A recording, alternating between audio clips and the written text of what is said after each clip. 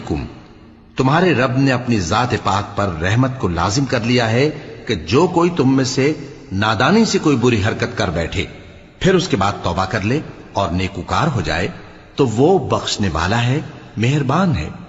اور اسی طرح ہم اپنی آیتیں کھول کھول کر بیان کرتی ہیں تاکہ تم لوگ ان پر عمل کرو، اور اس لیے کہ گنہگاروں کا رستہ ظاہر ہو جائے۔ اے پیغمبر، کفار سے کہہ دو کہ جن کو تم اللہ کے سوا پکارتے ہو مجھے ان کی عبادت سے منع کیا گیا ہے۔ یہ بھی کہہ دو کہ میں تمہاری خواہشوں کی پیروی نہیں کروں گا، ایسا کروں تو گمراہ ہو جاؤں اور ہدایت یافتہ لوگوں میں نہ رہوں۔ کہہ دو کہ میں تو اپنے پروردگار کی دلیل روشن پر ہوں اور تم اس کی تکذیب کرتے ہو۔ جس چیز یعنی عذاب کے لیے تم جلدی کر رہے ہو وہ میرے پاس نہیں ہے، ایسا حکم اللہ ہی کے اختیار میں ہے۔ وہ سچی بات بیان فرماتا ہے اور وہ سب سے بہتر فیصلہ کرنے والا ہے۔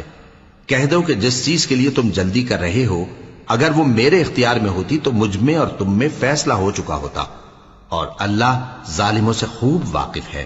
اور اسی کے پاس غیب کی کنجیاں ہیں جن کو اس